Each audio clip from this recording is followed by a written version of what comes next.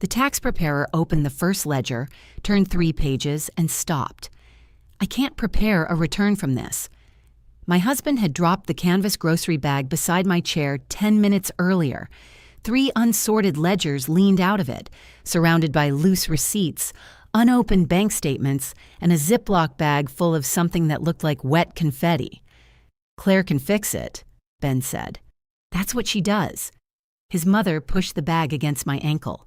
"She can do it tonight." Ben looked at me. "Just help her out. Don't charge her for an emergency." I kept my hands folded in my lap. The preparer, Denise, studied my face before she touched the ledger again. She lifted the cover, stared at the first page, then closed it carefully. "No," she said. "I'm refusing this engagement." Marlene blinked. "You haven't even looked at it." "I have looked at it." In the silence that followed, I wondered why a stranger could recognize the value of my work before my husband did. Denise's office sat between a nail salon and a shop that repaired vacuum cleaners. Through the wall came the soft electric whine of someone sanding acrylic nails. The room smelled like cinnamon coffee and overheated printer paper. A framed certificate hung behind Denise's desk, slightly crooked, while a plastic fern collected dust in one corner. Marlene had chosen Denise because her usual tax preparer had retired in January without, according to Marlene, giving anyone reasonable notice. The man had announced his retirement 18 months earlier and sent 3 reminder letters. I knew because Marlene had handed all 3 to me unopened last spring and asked if they looked important. Denise pulled a yellow legal pad toward her. "Mrs. Voss, are these your complete records for the rental properties?" "They're complete enough." "That isn't an accounting category." Ben smiled, trying to invite Denise into the joke. "Mom's system is a little old-fashioned." "My system worked for 30 years, Marlene said. Her system consisted of writing numbers wherever there was blank paper. She owned 3 furnished cottages near Lake Caro, and she recorded rental deposits in green ledgers she bought from an office supply store that no longer existed. Repairs went into the ledgers sometimes. Other times, they went onto the backs of envelopes, grocery receipts, or the notepads real estate agents left on her porch. I had spent years translating Marlene into columns. Denise removed a faded receipt from between 2 pages. "This says $840 for plumbing. Which property?" "The one with the plumbing problem." "Which property had the plumbing problem?" "At one point, all of them." Denise looked at me again. "Cottage 2, I said before I could stop myself. "The downstairs bathroom. August." Marlene sat back as if she had just proved her case. "See?" I pressed my palms together more tightly. Denise turned the receipt over. On the back, in Marlene's slanted handwriting, was a list. Light bulbs, basil, furnace filter, Paula owes $60. "Who is Paula?" Denise asked. "My hairdresser." "And why does she owe you $60? "She bought the extra nightstand." Ben exhaled through his nose. "This is why Claire usually goes through it first." "Usually?" The word settled on the desk among the paper scraps. Denise asked how many bank accounts Marlene used for the rentals. Marlene said 1, then 2. Then she remembered the savings account where she put cash deposits temporarily. When Denise asked whether personal expenses came out of those accounts, Marlene said, "Only when necessary." "What does necessary mean?" Denise asked. "Life."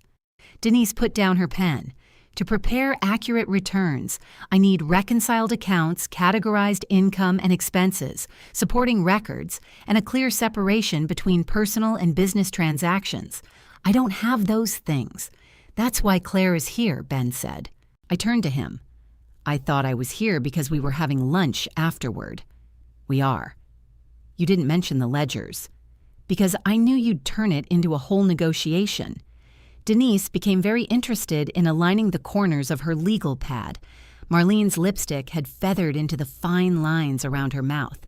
She wore a cream wool coat despite the warm April afternoon, and she kept her purse tucked beneath one arm as if someone might attempt a robbery between the stapler and the adding machine. "I fed you 2 Sundays ago," she said to me. I waited. The roast. I remember the roast. That was a very expensive cut. Ben rubbed the side of his face. Mom. Well, she's talking as if I never do anything for her. I'm not talking at all, I said. That's somehow worse. Denise leaned back. Her chair made a small, decisive squeak. I can give you the name of a bookkeeping firm that does reconstruction work, she said. They may be able to fit you in, but with the filing deadline this close, they'll charge rush rates. How much? Ben asked. For 3 rental properties, multiple accounts, and a full year. Several $1,000s, potentially more. Marlene laughed once. That's obscene. No, I said quietly. It's expensive. Ben heard the distinction. His jaw shifted. Denise slid a printed referral sheet across the desk. Once the records are reconstructed, I'll reconsider the engagement. I'll also need Mrs. Voss to sign an acknowledgement that the original records were incomplete. I won't sign a statement saying I'm incompetent. It doesn't say that, it implies it. It states that the records are incomplete. I know what an implication is. Denise folded her hands, mirroring mine. Then we understand each other. Marlene rose so fast that the canvas bag tipped. A ledger fell sideways, spilling receipts across the carpet. Ben bent to gather them.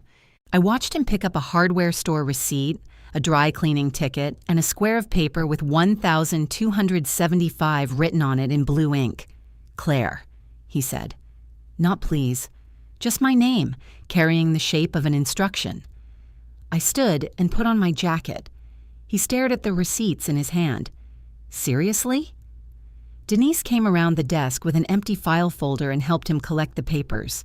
When she reached the Ziploc bag, she held it up to the light. Was this wet? Marlene frowned. There was an incident with a peach. Denise placed the bag directly into Ben's hands. Outside, sunlight flashed off the parked cars, hard enough to make me squint. Marlene marched toward Ben's SUV, her heels striking the pavement like she was personally reprimanding it. Ben shoved the canvas bag onto the back seat, then slammed the door. You embarrassed her, he said. I thought he meant Denise until Marlene turned around. Your wife likes an audience, she said. A woman leaving the nail salon slowed, glanced at us, and continued toward her car. I pulled my sunglasses from my purse. I didn't arrange the appointment. You knew what I needed, Marlene said. I knew you needed a tax preparer. You knew I would bring the books. I didn't know Ben would volunteer me to fix them. Marlene looked at her son. You said she knew. Ben glanced toward the traffic.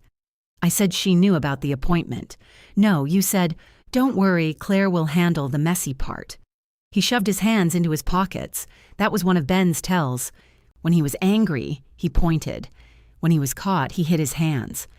I was trying to keep everyone calm, he said. By lying to both of us? It wasn't a lie. You've always done her books. I've cleaned them up. That isn't the same thing as agreeing to do it forever.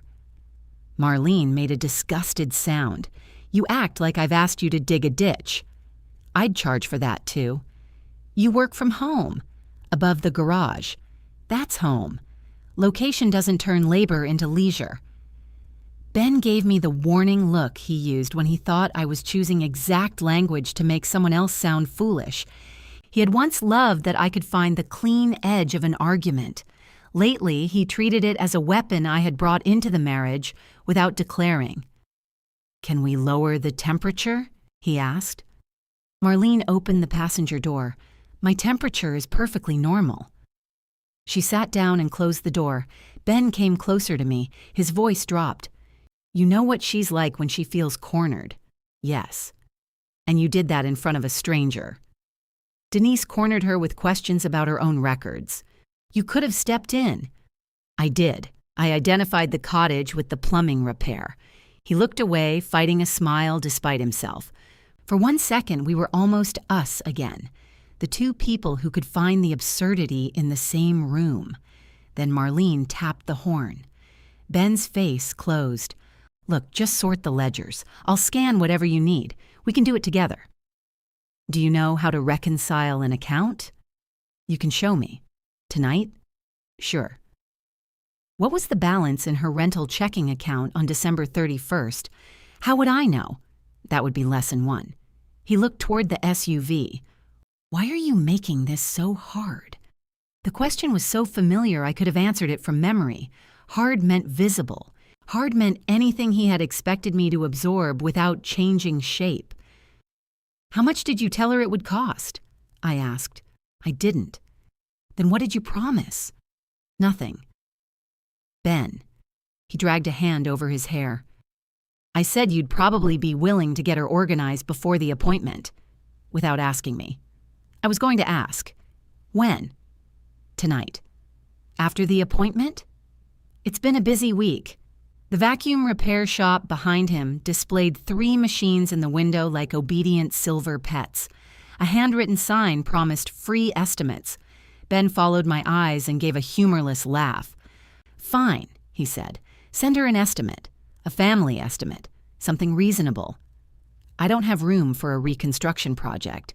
You have room for Anita's catering books. Anita is a client. My mother is family. There it is. What? The reason she gets more and pays less. His mouth tightened. That's a bleak way to look at relationships. Marlene tapped the horn again, longer this time. I stepped back. Go, I'll get a ride. Don't be dramatic. I'm not getting in that car. We're supposed to have lunch. With the 2 of you discussing how to assign me work? I'll tell her to drop it. You told her I'd handle it. I'll correct it. You had the chance 5 minutes ago. He looked through the windshield. Marlene sat rigidly, facing forward. Call me when you're ready to talk normally, he said. I watched him walk around the SUV. The canvas bag was visible through the rear window, buckled into nothing, its handles drooping over the ledgers. For years, I had received Marlene's records in smaller containers. A manila envelope, a gift bag left over from Christmas, a shoebox with one side split. The canvas bag was the first time the mess looked as large as the favor had become. Ben drove away without looking back. I walked 2 blocks to a diner and took a booth near the kitchen. Denise's referral sheet was still in my hand. I had picked it up from her desk without remembering doing it. The cleanup firm charged $185 an hour. I turned the sheet face down. A server brought coffee and called me honey. I ordered toast because it was the only thing on the menu I could imagine swallowing. While I waited, I opened my phone and searched my email for Marlene's name. 9 years of subject lines appeared. Quick question. Tiny favor. Need by tomorrow. Ben said you wouldn't mind. The first invoice I had sent her was for $600. She had paid $400 and included a note saying she had deducted the family discount. I had been married to Ben for 11 months then. When I showed him, he laughed and said, "Welcome to the Voss negotiating style." The next year, I charged her half my rate before forgiving the final payment because she had replaced the refrigerator in our kitchen. She owned the appliance store where Ben worked at the time, and I later learned the refrigerator had been a returned floor model. It ran perfectly. That wasn't the point, though I had never been able to explain the point without sounding ungrateful. By the 4th year, there were no invoices. Ben began calling the work mom stuff, as in, "Are you done with mom's stuff?" Or, "Can mom bring her stuff by Thursday?" The hours vanished inside the phrase. So did I. My toast arrived. I buttered it to the edges the way Ben liked it, then noticed what I was doing and set the knife down. When I got home, his SUV was gone. The blue ceramic bowl sat on the narrow table inside the front door, holding his spare change, 2 dry cleaning tags, and the keys we use less often. I dropped my own keys beside them. The brass tag stamped office caught the light. Ben had given it to me when we moved into the house. The room above the garage had sloped ceilings and ugly brown carpet, but he had painted the walls himself over one humid weekend. When he handed me the key, there had been white paint in his hair. "Now your work has a real place," he'd said. I picked up the key tag, rubbed my thumb across the stamped letters, then let it fall back into the bowl. Upstairs, I changed clothes and answered client emails until 6. Anita Ruiz sent me 3 photos of invoices her kitchen manager had found under a flower bin, followed by a row of embarrassed face emojis. I told her it was fixable. She replied, "I know. That's why I pay you." I stared at the sentence longer than necessary. Ben came home at 7 with takeout from the Thai place I liked. He kissed the top of my head and unpacked cartons onto the kitchen counter as if we had paused an ordinary day. Mom was upset, he said. I gathered. She feels judged. Denise asked her how many bank accounts she had. It was the way she asked. How many ways are there? He handed me a fork. I told Mom we'd talk after dinner. We? You and me. About what? He looked down at the carton in his hands. About a solution. I placed the fork on the counter. The referral sheet has a solution. Claire. The softness in his voice was more dangerous than the order in Denise's office. It asked me to remember every private tenderness between us and spend one of them on his mother. I'm not doing her books, I said. He nodded as though I had given him an opening bid. Okay, we'll talk tomorrow. We just talked. You're tired? I'm clear. He pushed the carton toward me. Eat before it gets cold. I left it untouched and went upstairs. At 11, after Ben had fallen asleep, I remembered I had not shut down the computer in my office. I crossed the backyard in my robe, the damp grass cold beneath my sandals. The garage's outside light clicked on as I approached. The office door was locked. I reached for my key, opened it, and smelled paper, dust, and peaches. The canvas grocery bag sat in the center of my desk. On top of the first green ledger in Ben's handwriting was a yellow note. Please just start.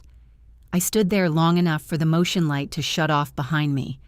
The yellow note remained bright under the desk lamp. Please just start. Not please consider it. Not I'm sorry. The handwriting slanted downhill because Ben never bothered to steady the paper with his other hand. I picked up the bag by both handles and carried it back across the yard. Ben woke when I turned on the bedroom light. He pushed himself onto one elbow, blinking, as I set the bag on the floor beside him. What are you doing? How did this get into my office? He looked at the bag, then at me. I put it there. The door was locked. I used the spare key. You knew the door was locked. Of course I knew. I locked it again. He said it like evidence of good manners. I held out his note. What does just start mean? It means look at it. Get a sense of what she needs. She needs a full reconstruction. Denise told us that. She always makes things sound worse than they are. You met her today. I know the type. The competent type? He swung his legs out of bed. Can you stop sharpening every sentence? Can you answer one? I brought the ledgers home because Mom was going to throw them away. That caught me.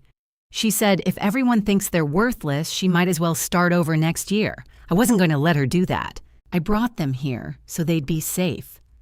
You could have put them in the house and have her see them if she came by. So you hid them in my office. I stored them there, behind a locked door without asking me. He stood and pulled on the jeans he had dropped over the chair. You're making this about the key because you don't want to talk about the actual problem. The key is an actual problem. No, the actual problem is that my mother has a tax deadline, and you're the only person who knows how to help. She can hire someone. She can't afford $5,000. She owns 3 rental properties. Properties aren't cash. The cottages generate cash. You know what the last storm did to Cottage 3? I do, because I categorized the roof repairs. He reached for the canvas handles. And I didn't do that work, he said. You did. I know that. The words landed softly enough to hurt. Then why did you call it helping out? I was trying to keep Mom from getting defensive. You made me smaller to make her comfortable. I used a phrase. You used my marriage as a discount code. He shut his eyes. That doesn't even make sense. It makes perfect sense to me. He carried the bag into the hall. I followed him downstairs and watched him set it by the front door. I'll put it in my car, he said. Your office is sacred again. That isn't an apology, because I don't think moving a bag into a room I helped renovate is a marital betrayal. There it was, the paint in his hair, converted into a lifetime pass. He saw something change in my face and softened his voice. "Claire, come on. I shouldn't have gone in without telling you. I'm sorry for that. But I wasn't snooping. I wasn't reading client files. I put down a bag. So your mother's work would be waiting for me. I hoped you'd reconsider. You wanted the answer without having to hear me give it." He opened the front door. Cool air moved through the entryway, carrying the smell of wet soil. The blue bowl rattled when he took the brass-tagged key from it. "I'll keep this on my ring," he said. I reached out. "No." His hand stopped. "That's the office spare. Give it to me." What if there's an emergency? What emergency requires you to enter a room full of client records? A fire. The key won't help you with a fire. For a second, he nearly laughed. Then he dropped the key into my palm. "Fine, congratulations." He took the ledgers to his car and returned to bed. I went back upstairs with the brass tag clenched in my hand. The next morning, I called a locksmith. He arrived while Ben was at work, a cheerful man named Lou, who admired the old lock before removing it. "Solid brass," he said. "They don't make them like this much." It opened too easily. Most doors do if the person already has the key. He meant nothing by it. I stood with my arms crossed while he installed a new cylinder and handed me 2 silver keys in a small paper envelope. I put one on my ring. The other went into the locked drawer where I kept backup drives and check stock. The brass office tag no longer matched anything, but I kept it anyway. Then I opened Marlene's client folder. It was thinner than it should have been. That was the trick of unpaid labor. It left less evidence than paid work. No engagement letters after the 2nd year. No invoices after the 4th. Just email requests, spreadsheets, account reconciliations, and notes I had made to myself while trying to turn her habits into records a tax preparer could defend. I spent the afternoon listing what I had done for her: monthly bank reconciliation when she remembered to send statements, rental income tracking, expense categorization, security deposit records, insurance renewal reminders, vendor payment schedules, year-end reports, correcting duplicate entries, separating her groceries, clothing, salon charges, and gas station lottery tickets from actual rental expenses. The list ran to 2 pages. I created a final invoice using the same rate I charged Anita. I did not bill retroactively for 9 years. I billed for the work Marlene had asked me to perform since January, including 3 hours spent untangling a deposit she had entered under 2 cottages because the renter had changed units halfway through the week. At the bottom, I added, "Future services require a signed engagement letter and advance retainer." I emailed the invoice to Marlene and copied Ben. She called 41 seconds later. "You sent me a bill." "Yes." "For emails. For bookkeeping. I never hired you." "Then we agree I shouldn't do any more work. You can't charge someone who never hired you." "The invoice is for tasks you requested and received." I asked my daughter-in-law a few questions. "You sent me bank statements." "I send my sister newspaper clippings. That doesn't make her a journalist." I pinched the bridge of my nose. "You don't have to pay it today. The due date is on the invoice." "I don't have to pay it ever." "Then I won't work for you ever." She went quiet. Marlene's silences were not empty. They were rooms where she rearranged the furniture. "Ben said you were stressed," she said at last. "Did he?" "He thinks your business has become too much for you." The move was so smooth I almost admired it. "My business is fine." "Then I don't understand why you're treating a simple favor like forced labor." "You don't need to understand. You only need to hear no." She hung up. Ben's message appeared before I put down the phone. Was copying me necessary? I typed, "You were part of the arrangement." He replied, "What arrangement?" "Exactly," I wrote. That evening, he found the locksmith's invoice on the kitchen counter. I had left it beneath the electric bill, not as bait, though he held it as if I had set a trap. "You changed the lock." "Yes," without discussing it with me. "I discussed access with you last night. You said you wanted the spare. I wanted to know the only keys were mine. Apparently, I'm a security risk now." "For that room, yes." He folded the invoice once.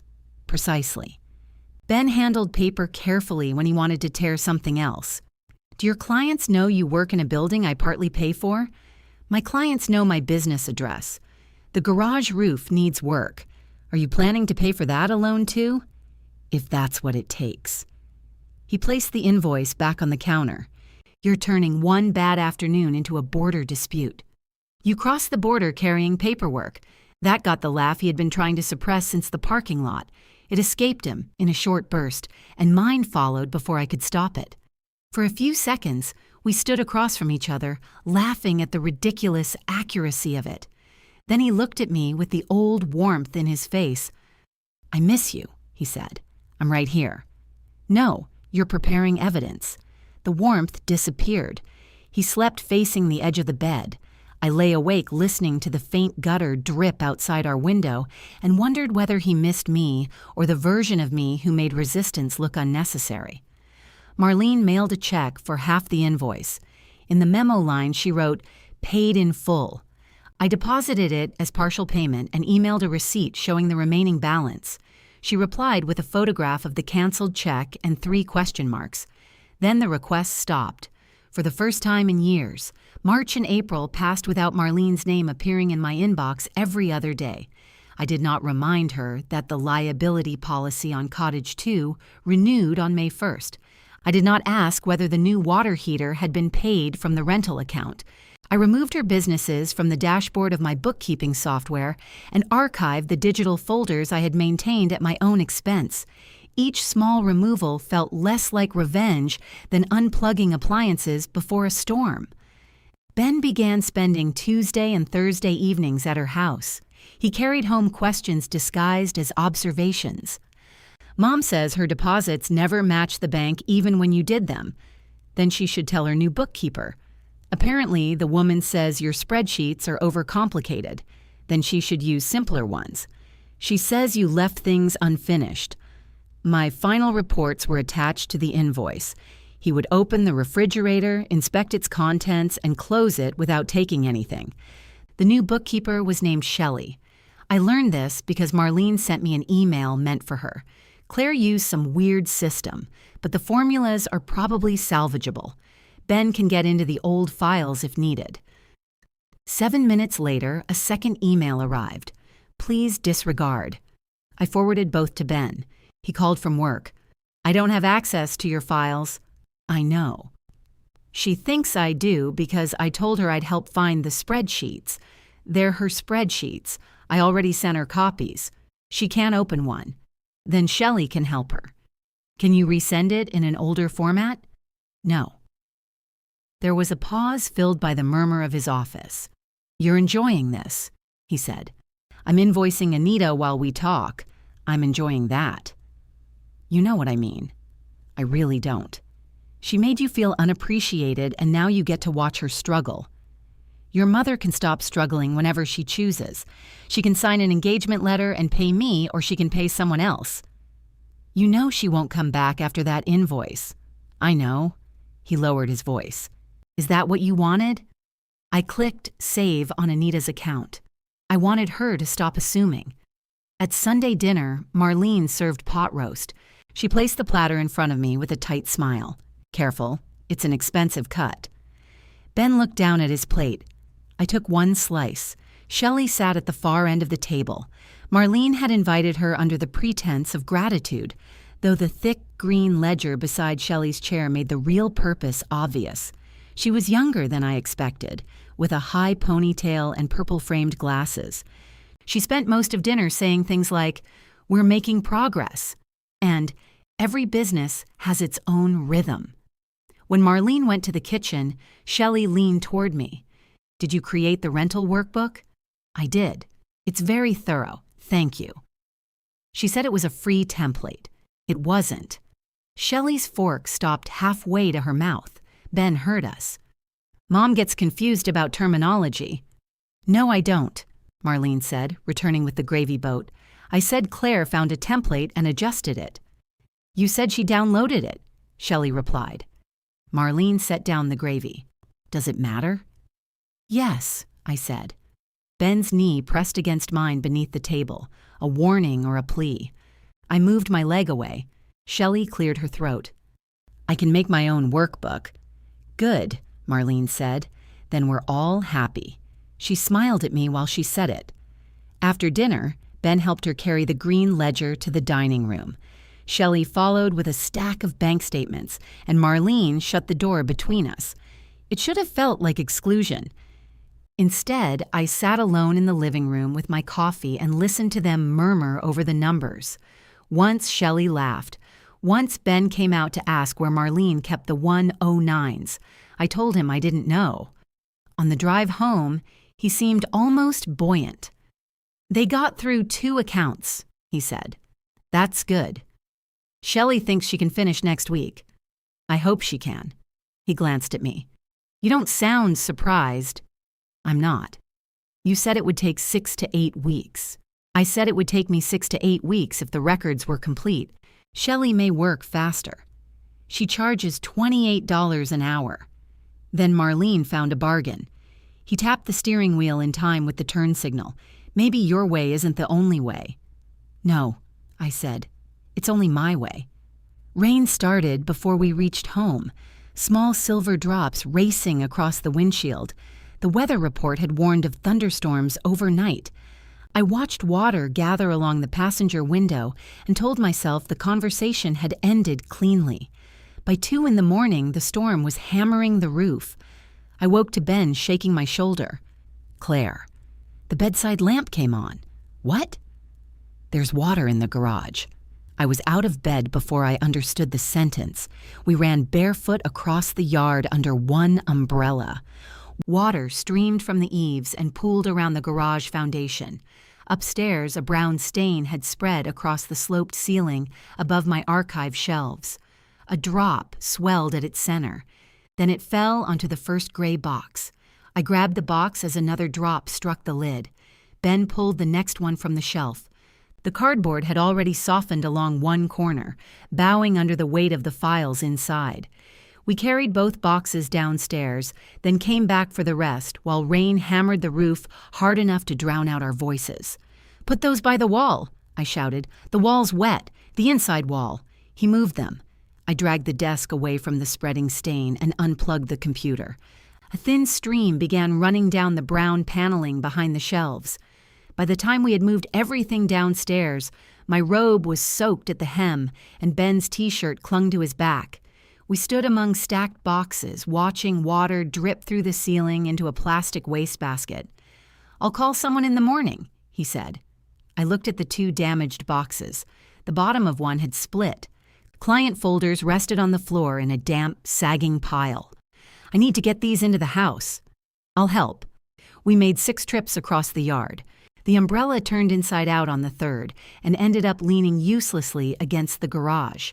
In the dining room, we spread folders across the table, sideboard, and floor. Ben brought towels and a fan from the basement. At 4 a.m, he knelt beside me, blotting the corner of a vendor file with the gentleness of someone tending a wound. Is it ruined? He asked. Most of it's scanned. I'll have to check every page. I'm sorry. I knew he meant it. That was the problem with Ben. His care was real when pain was visible. He could spend hours saving wet paper, then resent the dry work that had made it valuable. He touched the back of my hand. We'll fix the roof. By noon, the roofer had found rotted decking beneath the shingles and water damage along the rear slope. He stood in our driveway with rain still dripping from the brim of his cap and showed us photographs on his phone. Patching won't buy you much, he said. Not with this section soft. I'd replace the rear slope and flashing. His estimate came to $6,400. Ben read it twice. For half a roof, for the half that's failing. We had the whole thing inspected when we bought the place. That was 7 years ago. After the roofer left, Ben laid the estimate on the kitchen counter. We'll need to move money from savings, I said. He opened the refrigerator, stared inside, and closed it. Which savings? The house account. That's for house emergencies. I waited. He rubbed the back of his neck. The garage is used almost entirely for your business. The garage is part of the property. The office is your business space. You called it our property when you wanted to unlock it. His eyes hardened. And you called it private when you changed the lock. So the ownership changes depending on who needs something.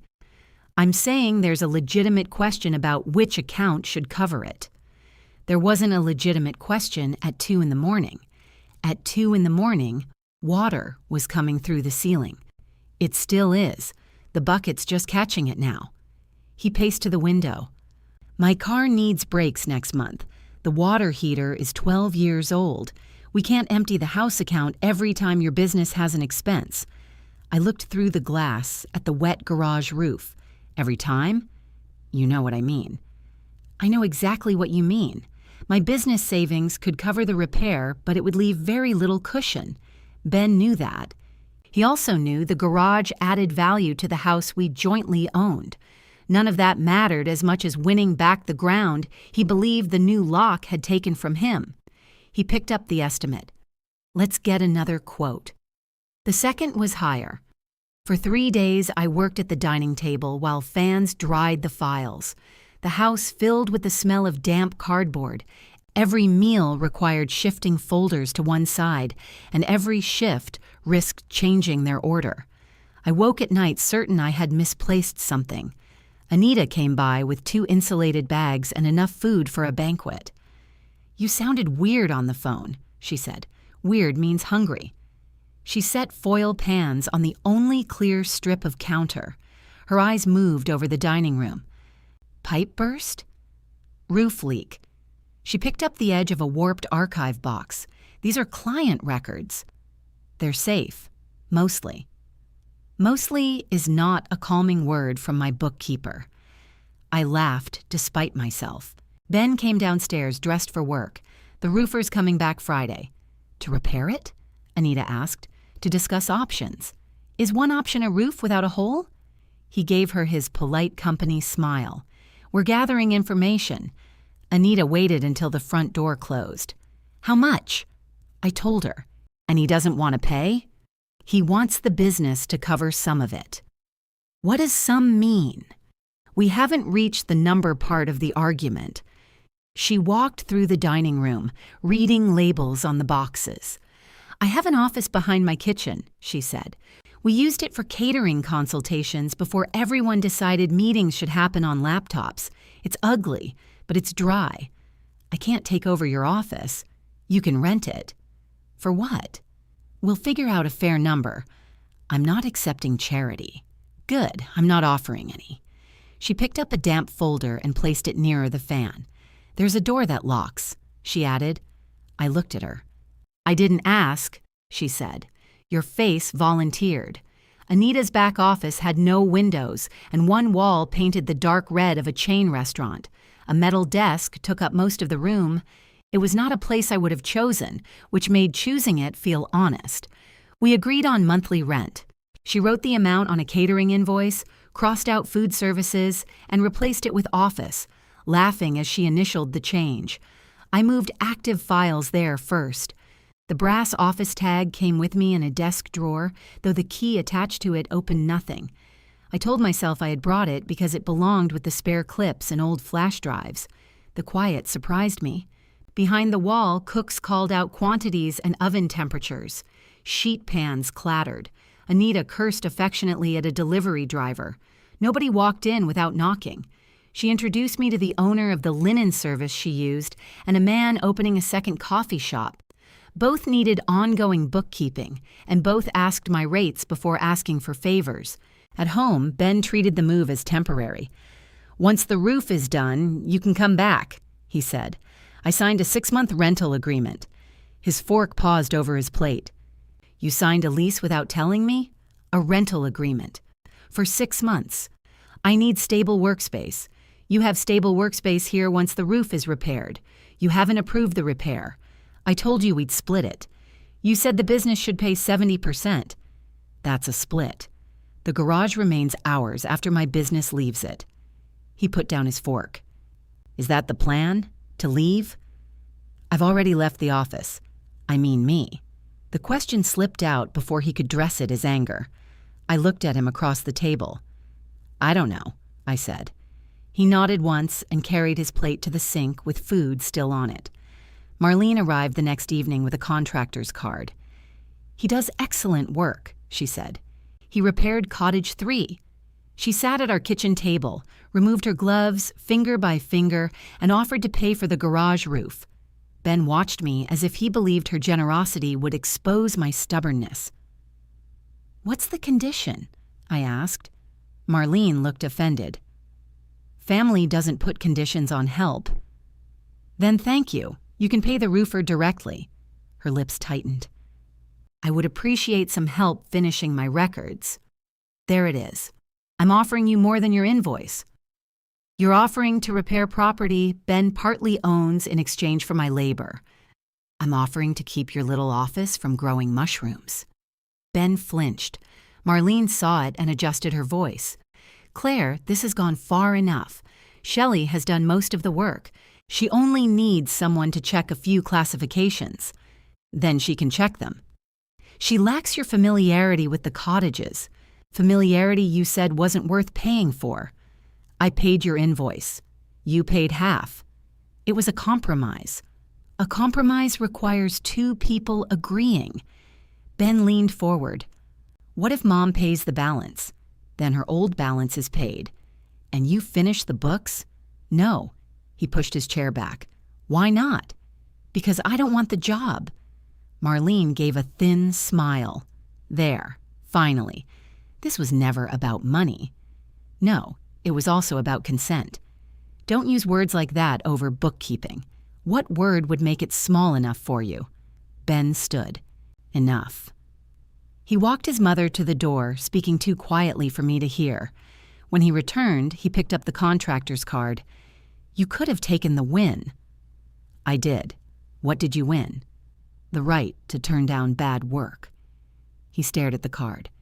"You'd rather drain your savings than let her help. I'd rather pay money than owe her my hands. The roof repair went on my business credit card. Ben paid 30% from our house account after I sent him a written breakdown of how the garage contributed to the property. He did not reply to the email, but the transfer appeared the next morning.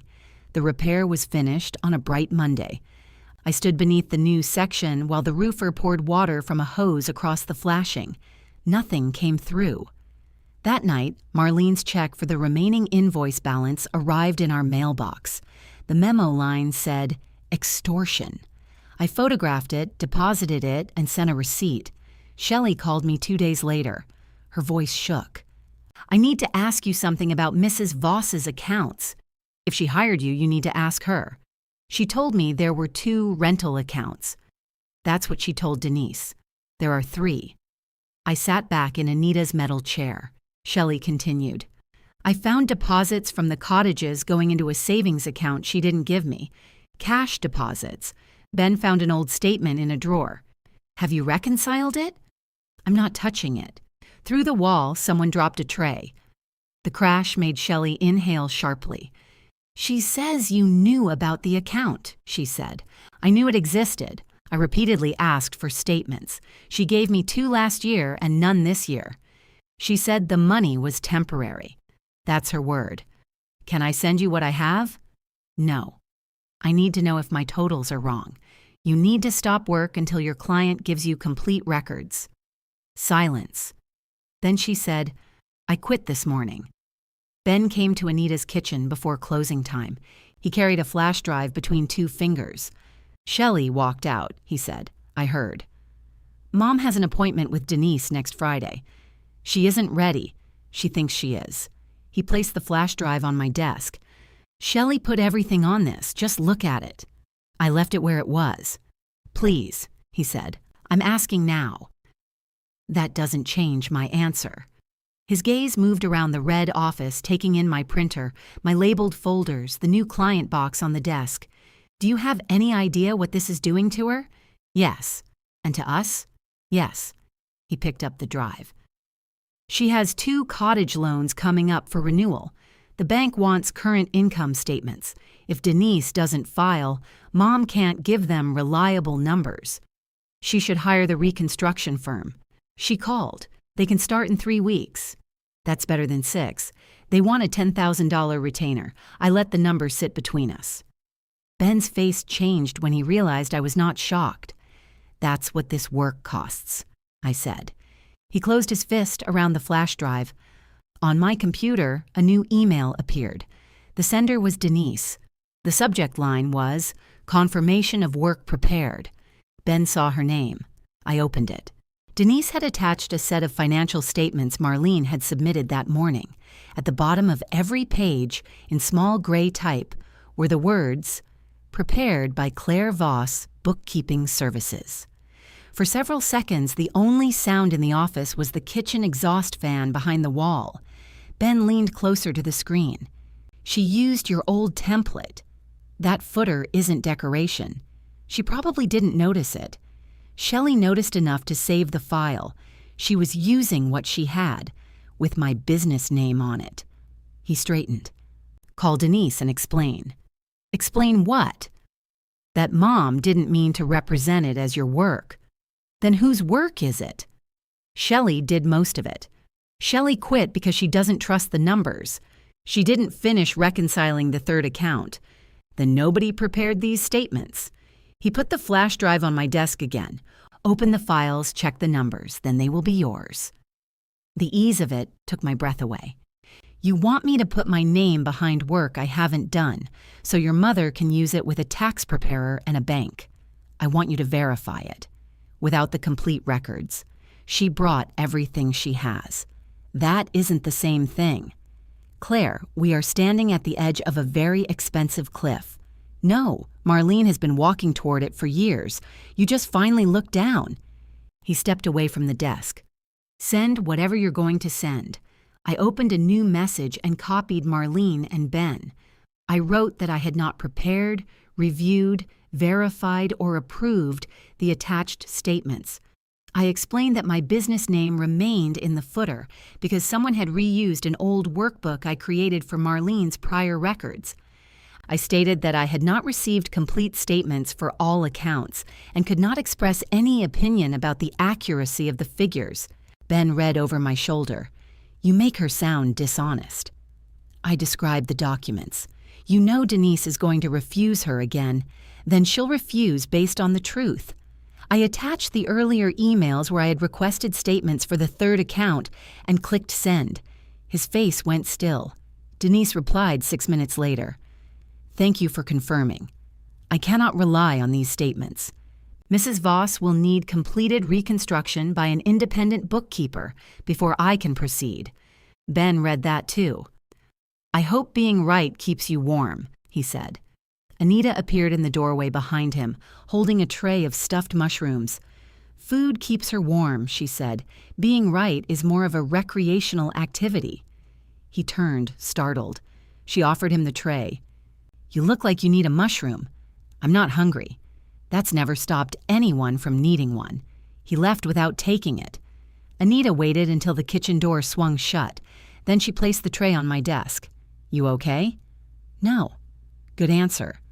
I picked up the flash drive and held it out to her. "Can you make sure he gets this?" She looked at it but did not touch it. "Is it yours?" "No." "Then put it in an envelope. I run a respectable kitchen." I laughed, and the laugh cracked in the middle. Marlene arrived at our house before I did. Her cream coat lay across the back of a kitchen chair, and the disputed financial statements were spread over the table. She had circled my business name in red. "You humiliated me again," she said. Ben stood at the sink, gripping the counter with both hands. "You submitted work with my name on it. It was your spreadsheet. It was Shelley's work. You designed the formulas. That doesn't make the numbers mine. Your precious Denise would never have noticed the footer if you hadn't pointed it out. She emailed me because she noticed. She emailed you because professional women enjoy making simple things difficult for everyone else." Ben turned around. "Mom, stop." Marlene stared at him. It was the first time he had interrupted her on my behalf since the appointment. He continued, "You shouldn't have sent it with Claire's name." "I didn't type her name there." "You saw it. It prints small. It's on every page." She gathered the statements into one pile, knocking their edges against the table. So this is my fault now. Yes, I said. Ben looked at me. Claire. What? She asked. I did not ask. Marlene shoved the papers into her purse. The bank has given me until the end of the month. If I can't provide current figures, they'll renew the loans at a higher rate. Hire the reconstruction firm, I said. They want $10,000 before they even begin. That's a retainer, not the final fee. Her mouth fell open. You say that as if it helps. It explains it. She reached for her coat. Ben moved to help, but she took it before he could. At the door, she faced him rather than me. Your father would have known how to handle this. Ben's father had been gone for 6 years. Marlene invoked him rarely, always as an authority unavailable for cross-examination. Ben's hand fell to his side. After she left, he sat at the kitchen table among the red circles her pen had bled through onto the wood. I told her you'd fix it, he said. I know. No, today, before I came to your office, I told her I would convince you. Why? Because she's panicking. So you gave her me. I gave her hope. You used me to buy time. He looked up. What do you want me to say? That you understand why you had no right. I understand I should have asked first. That's logistics. I'm asking about the belief underneath it. He pushed the chair back and stood. I believe married people help each other's families. So do I. Apparently with 17 forms and an advance deposit. When the help is professional work that could affect my clients and reputation, yes, she's not a stranger off the street. A stranger would have respected the invoice. He walked out of the kitchen. A moment later, the guest room door shut. He slept there for 6 nights. On the 7th, I found him at the dining table with Denise's referral sheet and a calculator. He had written figures in the margins. If you took the job, he said, what would you charge? I don't want the job. Hypothetically. I sat across from him. My reconstruction rate is $185 an hour. I'd need a 10-hour retainer to review the records, then another deposit when that ran down. Marlene would sign a scope stating that she is responsible for providing complete records. I would communicate directly with Denise, no messages through you. How long? 6 to 8 weeks, depending on what's missing. The bank gave her 3. Then I can't meet the bank's deadline. He tapped the calculator. What if I helped? No, I can sort receipts. That isn't the bottleneck. What is? Truth. He flinched as if I had called his mother a liar. The third account has to be reconciled. Every cottage deposit has to match a booking. Transfers have to be traced so they aren't counted twice. Personal expenses have to be removed. Missing statements have to be ordered. She can do that. If she could, she would have. He folded the referral sheet. She's coming to your office tomorrow. I didn't invite her. I did. The canvas grocery bag arrived between them just after lunch. Ben carried it into Anita's back office, while Marlene followed with the 3 green ledgers clutched to her chest. The bag looked heavier than it had in Denise's office. More envelopes bulged from the top. Somebody had tied a stack of receipts together with kitchen twine. Anita watched from the kitchen doorway. I stood behind my desk. You need to take those out. Just hear her, Ben said. He dropped the ledgers beside me, close enough that the first one slid against my keyboard. Marlene set an envelope on top. That's $1,850. The 10-hour retainer. I can multiply. I left my hands folded on the desk. You'll sign an engagement letter, I said.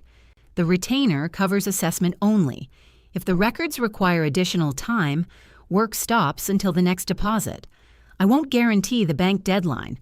I won't submit statements I can't support. Marlene's chin rose. You already know these properties. I know their names. I don't know what you did this year. I ran them the way I always have. That's why we're here. Ben pulled the guest chair away from the wall. Can everyone please stay practical? I'm being practical, Marlene said. I'm offering nearly $2,000 for what she used to do as part of the family. You're hiring my business. I'm paying under duress. Then don't. She looked at Ben. Tell her. His face was pale with fatigue.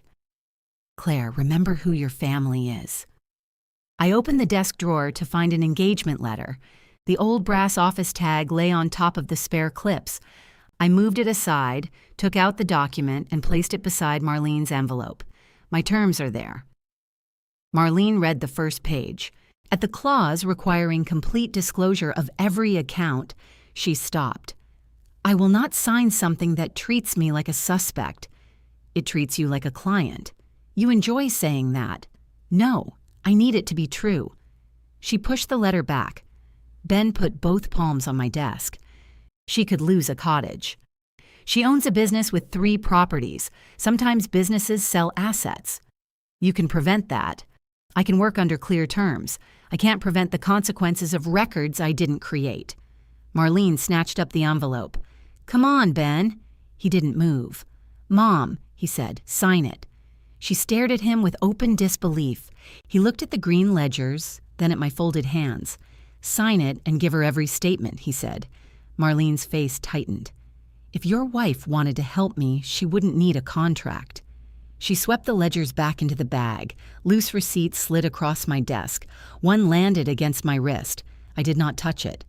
Ben gathered the rest. He paused at the door. I tried. You tried to make her accept my boundaries after bringing her here without permission. His eyes closed briefly. Then he followed his mother out. Marlene hired the reconstruction firm that afternoon. Their first assessment found duplicate rental income, personal charges in all 3 accounts, missing expense records, and transfers that Shelley had counted as new revenue. The cleanup took 7 weeks. Denise filed the returns after the extended deadline, once she had reports she could use. The bank renewed 2 loans at less favorable rates. Marlene sold Cottage 2, the one with the downstairs bathroom repair I had identified from memory. She blamed the bank, Denise, the reconstruction firm, the market, and me. She paid each professional invoice anyway. Ben received a copy of the cleanup firm's itemized bill because Marlene wanted him to challenge it. He brought it to the dining table and read aloud without meaning to.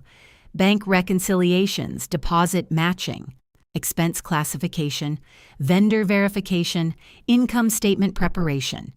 His voice faded. Those are all things you did, he said. Yes. For years. Yes. He looked at the total. Why didn't you tell me it was this much work? I did. No, I mean, I know what you mean. He set the pages down. You still could have done it. There was no anger in his voice. That made the words clean. Yes, I said. I could have. He waited for the rest. That's why my no mattered. We sold the house after he admitted he could not understand that. He called it one disagreement grown out of proportion. I called it the proportion finally becoming visible.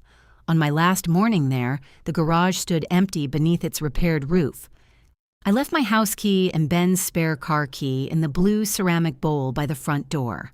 At Anita's, I unlocked the red office and opened my desk drawer. I attached the brass office tag to the silver key that fit the door. For the first time, the word belonged to me.